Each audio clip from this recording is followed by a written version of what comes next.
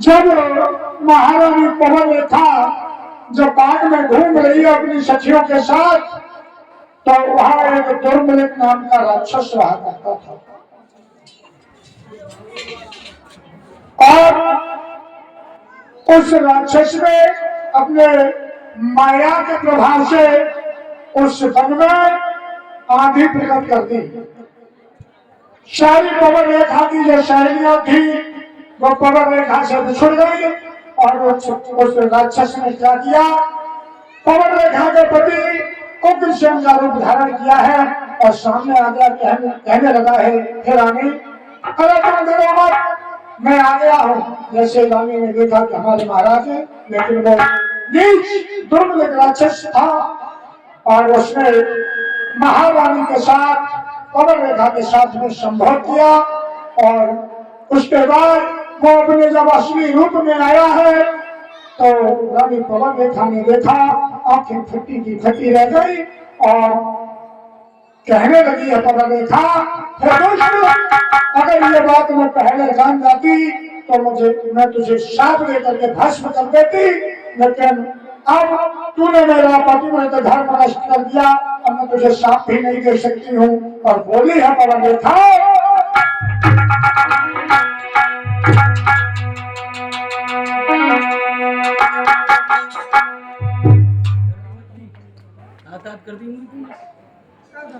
आज जैसे ही पवन रेखा कहने लगी है, सुन दुष्ट कि अरे तेरो सत्यानाश, अरे पापी, अरे तेरो सत्यानाश, अधर्मी धर्म बिगाड़ो।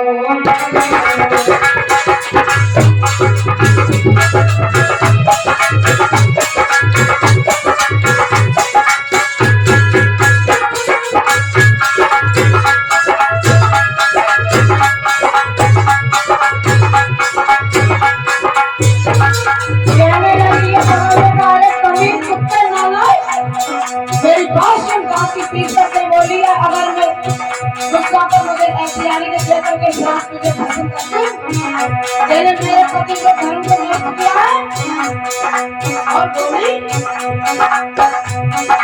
आए तेरो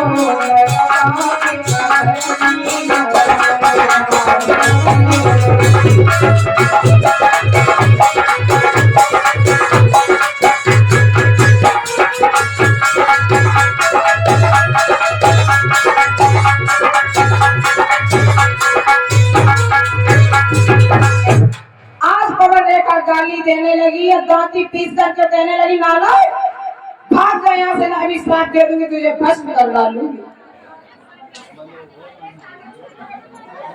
पवन रेखा, हाँ, अरे अब तुम मुझे भस्म नहीं कर सकती।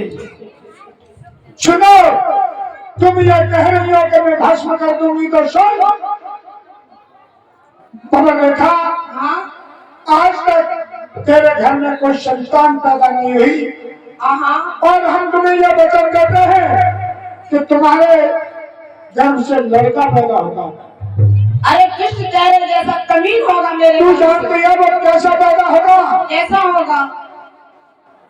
वो मेरे समान होगा, इतना बड़ा योद्धा होगा शुद्ध रानी पकड़ देखा कि मेरे समान योद्धा होगा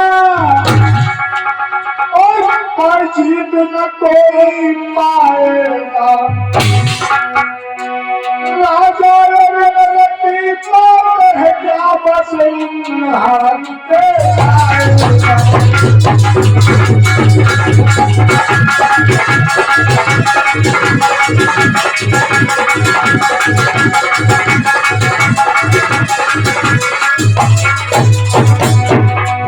समरानी पवन रेखा अरे बिल्कुल नहीं तेरी बात।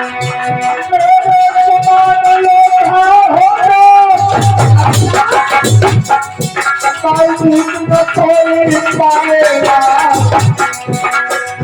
राजा रघुपति बात है क्या बस इंसान के आएगा।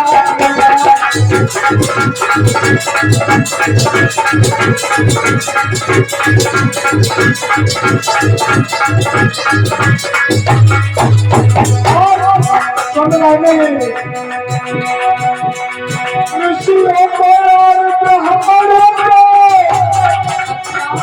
बेशक वो खूब सताएगा।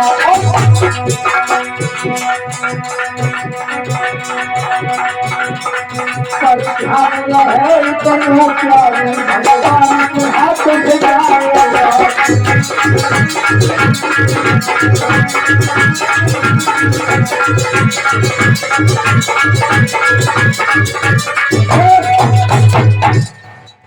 देखा हाँ मैं सुन रही हूँ कुछ आज ऐसा तक जमीन होगा।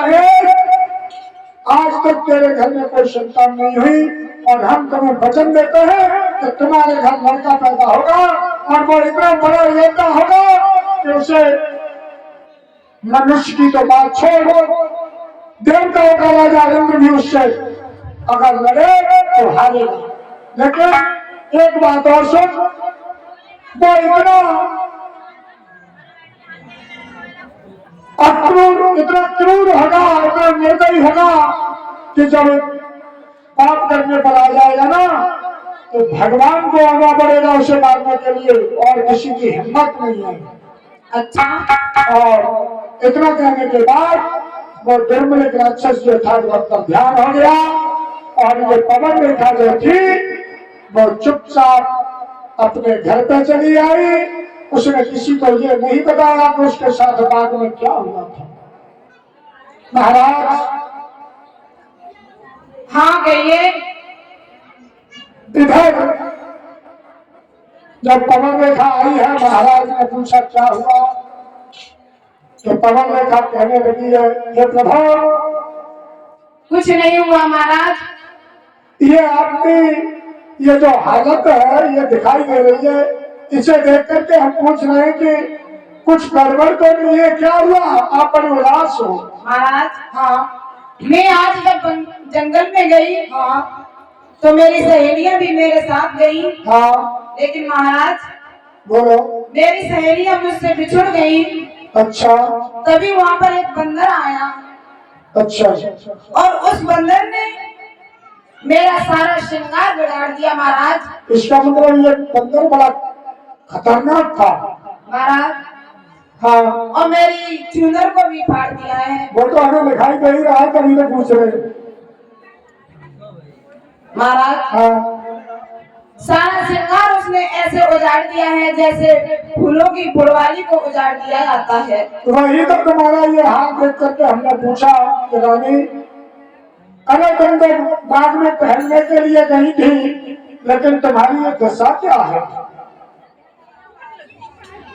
आज बस तो पवन रेखा ने महाराज उग्रसेन से वो बात छिपा ली और जब बात छिपा ली अब पवन रेखा अपने महलों में रहती है। धीरे धीरे समय बीतता चला जा रहा है लेकिन भक्तों आज पवन रेखा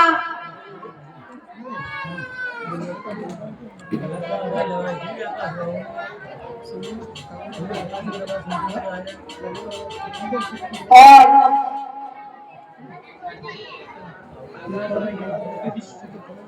जब खबर रेखा के 9 मास पूर्ण होने के लिए आए हैं और इधर धीरे धीरे समय गुजरता गया। आज कमल रेखा के जन्म में एक बालक पल रहा है। धीरे धीरे समय गुजरता जा रहा है। आज 9 मास पूरे होने के लिए आए हैं और इधर जब कमल रेखा का प्रसव का समय था और जब ये बच्चा पैदा होने वाला था तो चारों तरफ अशुभ ही अशुभ दिखाई देने लगी। चारों तरफ आंधी तूफान बादल, अब तो बिजली कड़क रही है, पानी बरस रहा है। और जब ये बालक पैदा हुआ, एक बात और बता दें, जब अच्छा और शुभ कर्मों वाला बच्चा पैदा होता है तो घर में बहुत अच्छे अच्छे शगुन दिखाई देते हैं। और जब कोई पापी पैदा होता है ना तो चारों तरफ बड़े बड़े अशुभ दिखाई देने लगते हैं। आज वही अशुभ और मथुरा में दिखाई देने लगे हैं। आंधी तूफान बादल गरज